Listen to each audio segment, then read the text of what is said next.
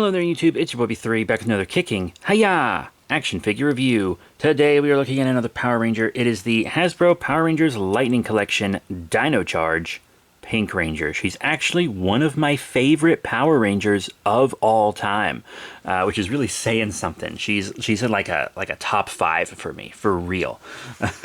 So I'm very happy that they made a figure of her before they stopped making figures, even though I hear the actress doesn't want anything to do with the show anymore. Oops. Sad. But, yeah, I do believe I did actually get the whole team, so that's good.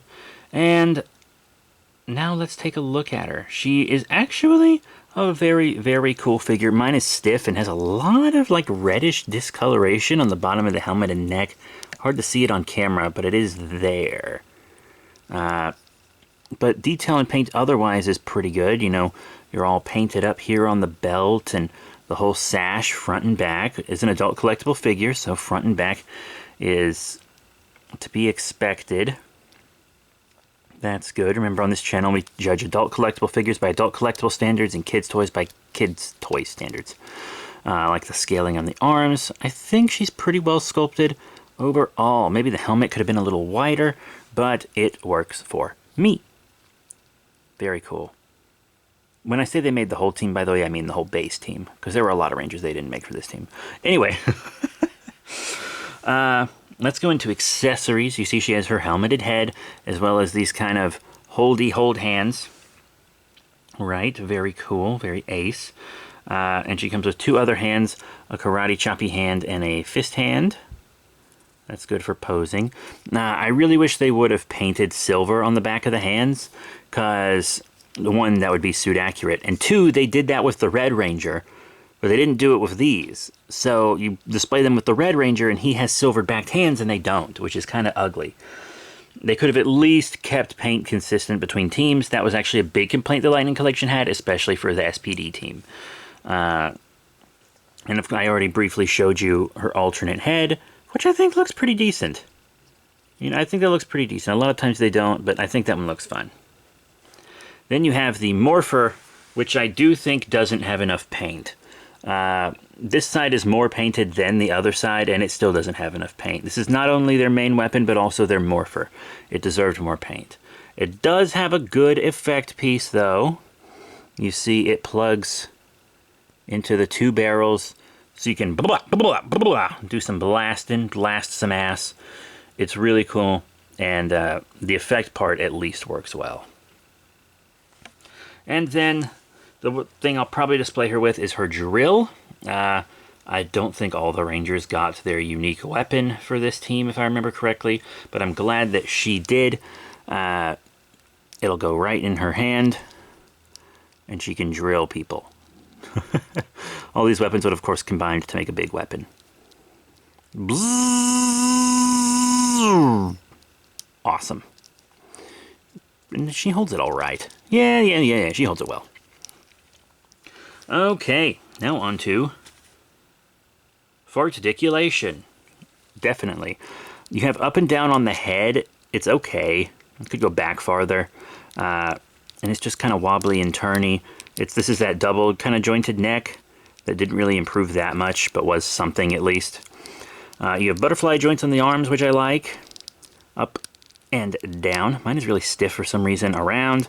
Bicep swivel. Double elbow bend, which is good. Rotation on the wrist. And then you have like a side to side on the wrist. But the interchangeable hands have forward and back, so keep that in mind. The hands do have different articulation in a way. You have a nice torso joint. It's really good. You have the waist crunch. I really always liked the torso and waist articulation on the Lightning Collection. She does have this plastic, harder, it's soft plastic, but it's not rubbery or anything. It's rubbery. These hinder articulation. That'll eventually push the leg down. This one's not too bad. The slit helps, but I mean, if they can give the Star Wars Black Series cloth for like Jedi cloaks and stuff, they could have given them cloth skirts, right? That would have really helped out the articulation. This is that leg articulation that you can pull down so they can kick up farther and also kick back a little despite the hard plastic bussies. And you have in and out and stuff, but the skirt you know, almost negates it in a way. You have a thigh swivel, ooh, got that stiff double knee bend. Ooh, I haven't articulated you in a while, have I? You have a rotation on the boot. Up and down on the feeties. Sorry, mine is really stiff. Oh my word. There we go. There we go. And then, of course, an ankle pivot with peg holes. Oh my God, why is it so hot in here? Okay. Now let's do some size comparisons for her. It's my favorite part, you know? I love doing the size comparisons. First up, let's compare her with her own line, which is all she has to scale well with. This is one of my most recent Lightning Collection grabs. I got it from Ranger Stop and Pop Atlanta. It is the blue Dino Thunder Ranger, another one of my favorite Rangers of all time. Very cool. And I think they look perfect together. Remember, on this channel, you only have to scale well with your own line. But we also have the Dino Knight Red Ranger, and this is from the Dino Fury line. Make everyone line up here. And he looks okay with her, but it's not perfect. It could be better if you really articulate them up and pose them fancy and do a nice angle. If you're doing like action figure photography, they can look all right together. I've seen it, but it's not perfect. Then we have an 8-inch line and a vintage line. It is the Evil Space Aliens line. Here is Rhino Blaster, who I will review soon, I hope. Really big compared to her, and he is a little bigger than the guy in the suit would have been next to her. But remember, she is like transitionary age between high school and college, so she might be a little smaller. But also, I kind of like when the villains are bigger like this because they seem more intimidating, more of a threat, which means you would need a whole team to take them down, you know? Not like a Kamen Rider who just needs the one guy usually. And then the Sentai Hero Series 2 Kaiser to show her with a Japanese figure from the Sentai, and he is just straight up too big. Not gonna work.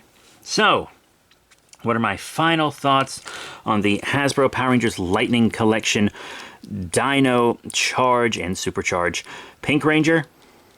She's cool. I like her. She does have a couple problems, but they're kind of just normal problems with the line and not the figure itself. I do really like her. I think she has a good amount of accessories, even if they could have used a little more paint on one of them. And I'm very happy to have one of my favorite Rangers in my collection. And as far as adult collectible versions of this figure go, if you don't want to fork out the money for the figure art, who's really expensive, and I think in a 2-pack anyway, this is probably your girl. So that's it. Thank you once again. See you all next time. Bye for now.